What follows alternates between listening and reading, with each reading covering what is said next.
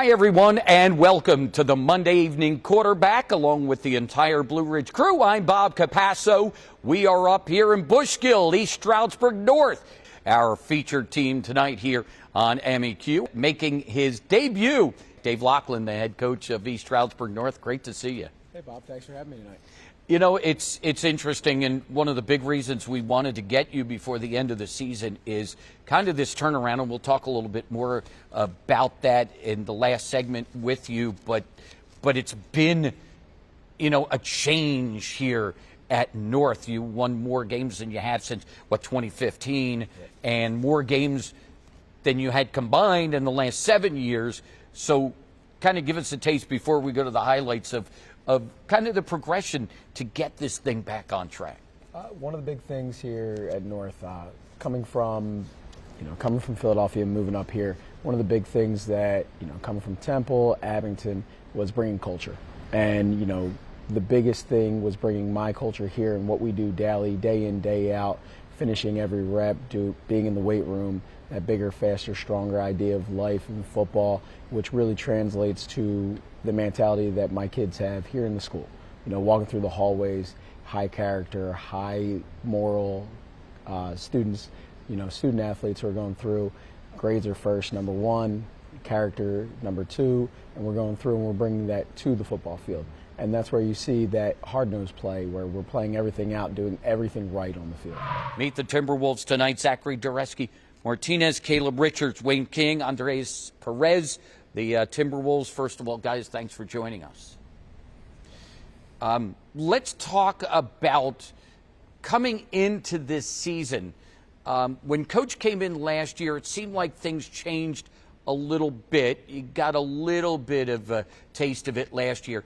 But coming into this season, what kind of expectations did you have? What were your hopes for this year? Hopes were very high from the start, starting all the way from winter time training all the way to the summer, beginning of fall camp, everything.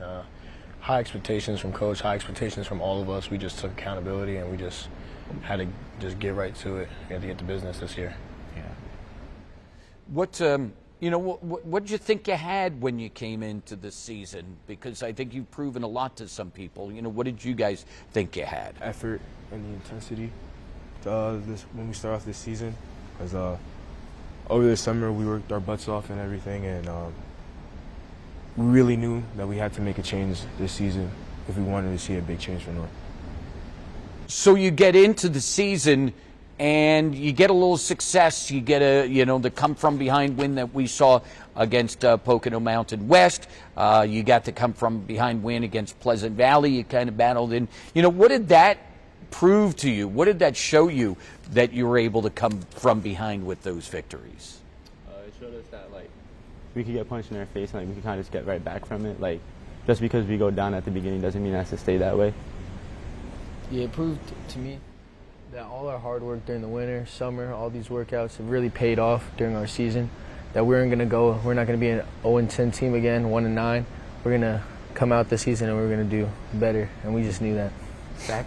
It showed me, showed the team, showed everybody we could, down 14-0 Pocono Mountain West, we could go into the locker room, make some adjustments, and come right out and start firing right off the bat. We came out, scored, stopped them on defense, and then we just started firing from there. We just had to make some adjustments, and we had to bring what we had in summertime out on the field on a Friday night. And that's really it. That's all it come down to. What did it say about this group as people to be able to go into the locker room, like you said, Zach, and say, okay, this isn't over, we're going to come back? What did it say to you and each of the guys on this team? Said we're open-minded. We're ready to listen to what we got to do to defeat the opponents. Coach just jotted down some stuff that they were doing that we needed to fix on defense, and some stuff that we were doing wrong on offense. We fixed it all, and then boom, we came out on top. Let's change gears from football here for a moment. I want to ask you a little bit about, you guys in school. Coach had mentioned one of the biggest things is getting it done in school. For each of you, is there a class that you really like, or maybe a teacher that's inspired you? I wouldn't say there's a particular class, but I would say the principal, Mr. Brennan. He always has a uplifting and high spirit type of speech, no matter the situation. So it's always nice to have that. Okay. I would say strength and conditioning, Mr. Sager. I'm a big gym guy, and all he's been doing is pushing me in the weight room, and I love it. Yeah, I would say I don't have a certain class. It's my two administration guys, principals, Mr. Stokes and Mr. Brenneman. It's always just making my day great from the start. Just hello, just simple hello. Just always giving me the pep talk in the morning, like this, that, and the third. They come out to our games every day, every Friday. They're always there for support. I'd say the same thing, Mr. Brenneman. And like before our games, when we're eating our meals, he always comes in, always gives us a nice speech, uplifting stories and all that. And it really just inspires us to play better in the game. I really like that guy, Mr. Brenneman. You guys have planted a seed here, it seems.